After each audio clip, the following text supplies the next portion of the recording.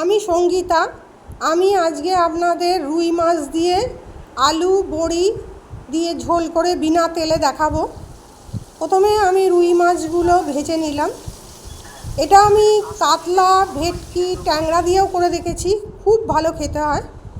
রুই মাছগুলো ভাজা হয়ে গেলে আমি ওই কড়ার তেলটা সম্পূর্ণ ফেলে দিলাম, দিয়ে ওই কড়াতেই আমি বড়িগুলো দিয়ে লাল লাল করে ভেজে নিলাম। এবার পাশে আর একটা কড়াইয়ে আমি কালো জিরে আর কাঁচা লঙ্কা ফোড়ন দিলাম। কালো জিরে আর কাঁচা লঙ্কাটা ফোড়ন দিয়ে আমি এই কাঁচা লঙ্কাটা একটু চেপে চেপে ভাজলাম, যাতে একটু তাড়াতাড়ি ভাজা হয় আর সুন্দর গন্ধ বেরোয়।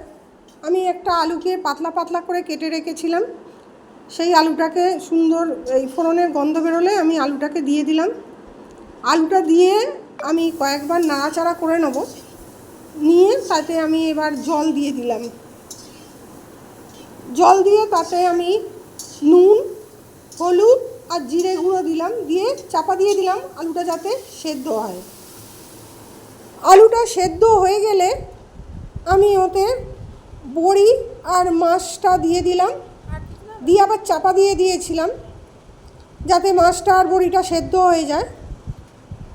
চাপা খুলে যখন দেখলাম বড়ি আর মাছ সেদ্ধ হয়ে গেছে, তখন আমি ওতে দুটো কাঁচা লঙ্কা চিড়ে দিয়ে আবার চাপা দিয়ে দিলাম 2-4 মিনিটের জন্যে, দিয়ে আমি গ্যাসটা নিভিয়ে দিলাম। এইভাবে আমার বিনা তেলে বড়ি, আলু, মাছের ঝোল সম্পূর্ণ হয়ে গেল। যারা হার্টের রুগী আছে, যাদের তেল খাওয়া বারণ, যারা ডায়েট করছে, তারাও এই ঝোলটা খেয়ে দেখতে পারেন সম্পূর্ণ বিনা তেলে। এইরকমভাবে মাছের ঝোল রান্না করে দেখবেন। এটা তেল ছাড়া হলেও কোনো রকম আষ্টে গন্ধ ছাড়ে না, আর এটা স্বাস্থ্যের পক্ষে ভীষণ উপকার, খুবই সুস্বাদু, খুবই ভালো খেতে হয়। যদি ভালো লাগে তাহলে অতি অবশ্যই আমায় কমেন্ট করে জানাবেন।